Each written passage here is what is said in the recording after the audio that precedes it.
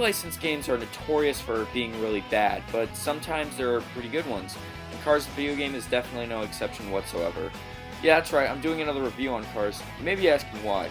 Because it hasn't even been a year yet and it's already aged. I'll be getting the new game soon enough, but for now, I just have to talk about this game again. There's so much I left out, and I just feel like I didn't do the game any justice. And I was planning on doing a review on its sequel, Cars International, but I feel like that video would only be built upon the first video. And the first video was not good enough, so here's the second review of Cars the video game. You play as Lightning McQueen in the open world of Radiator Springs. This takes place after the movie, and after you got third place in said movie.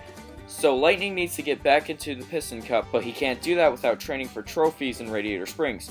There are a total of 250 trophies, but in order to beat it, you just need 145. If 250 is too overwhelming, just play in compact mode instead of full size. The feeling of progression is also very satisfying. You see, Cars isn't a level-to-level type game, it's an open world one. The open world is probably the greatest thing in this game. You go to certain places to do certain races, but there are also really cool things to discover, and it encourages exploration. Encouraging the player to go around, explore, and find new things is one of the greatest things any game can ever do. And as you progress, you unlock more of the world, and they all have strength of their own. Radiator Springs has the most activity, Ornament Valley is the most open, and Tailfin Pass is the most beautiful out of all. The main wave of progression is via the Piston Cup races, but more on those later. Last thing to mention is that they basically got every single voice actor from the movie in the game.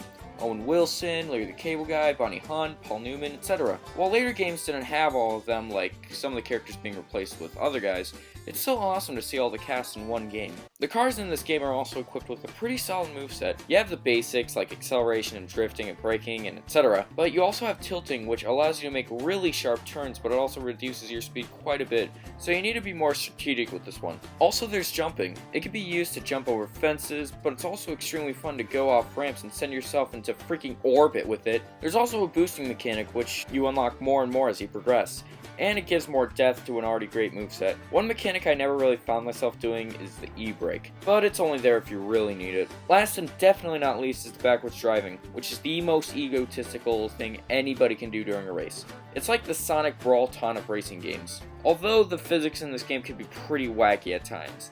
You basically have no weight in this game, which makes every single little crash extremely over-dramatic and insane, and cars will be flying, which I love and hate, depending on the context. This can hinder the game's enjoyability for some though. Also there's this off-track feature if you're off the given path, and it'll give you an arrow redirecting you to said path and 3 seconds to boot. If the 3 seconds are taken up, you'll be respawned, but sometimes it'll respawn you ahead of where you just were, so I found myself using that to my advantage when I did something stupid. The game also has plenty of content. There's a total of 19 main races, which, believe it or not, consists of you driving. The races are 1 to 3 laps across certain places of the hub world. That might sound dumb, but a lot of the races are actually a lot of fun. And of course others will give you more rewards than just trophies, like an extension to your boost meter. And of course not all the levels are accessible in the hub like this Rust Bucket level. In some races they make you play as other characters, which is refreshing. There's plenty of unlockable characters in paint jobs. They're all characters from the movie except for this one sexy guy named Count Spatula.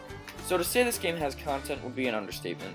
You unlock these new characters by buying them with points, which can be collected in 2 ways. You may have noticed that I'm collecting points as I power slide, or big air, and the second way being collecting these thunderbolts across the hub world. Now, this is good and all, but what about the music? Well, this game has some really killer original tunes, which is what you're hearing in the background. This game also has some copyrighted tracks, and I can't play them because I don't know. Maybe they're copyrighted, and all the copyrighted music is pretty good.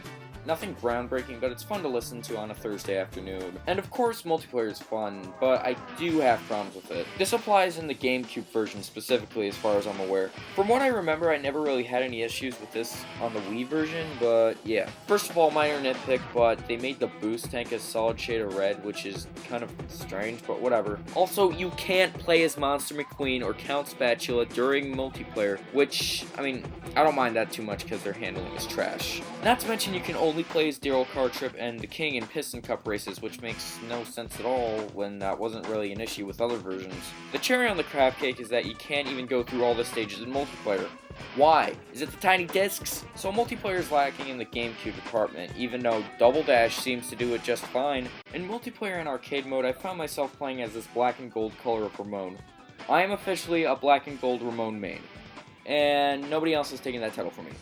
regardless of power. There are also some mini games that you can partake in, and they're all pretty solid. There's a stupidly tense track tipping game where the objective is to tip tractors under a certain time limit and also avoid Franken spotlights. There are also some other cool ones, like this one where you go through an obstacle course, or this one where you're Luigi and looking for tires.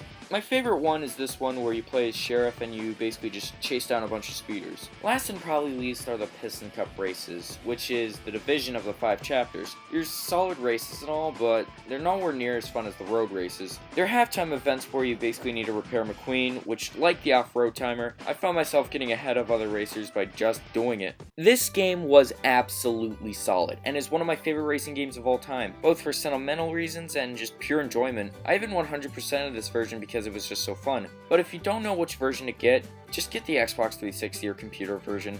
Those are the 2 best versions, and they even have a little bit of extra content in them. The thing that drives it home for me, no pun intended, is just the fact that Cars is better as a video game franchise than a movie franchise. BobbyBroccoli talked about in his review, which by the way, you should all subscribe to him, he's a very good content creator, that Cars is just kind of a weak movie, let's be honest. At least compared to a lot of other Pixar movies. Although it is good, it is nowhere in the leagues of the Toy Story trilogy, Monsters Inc., WALL-E, or The Incredibles. But as a video game, Cars works way better. Given the amount of potential Radiator Springs has, and as an open world game, Cars just does it right, man. The physics can be downright stupid at times, but when you laugh things like that off, everything becomes fine. Cars is a great open world racing game, and I will admire it for getting me into the realm of video games in the first place.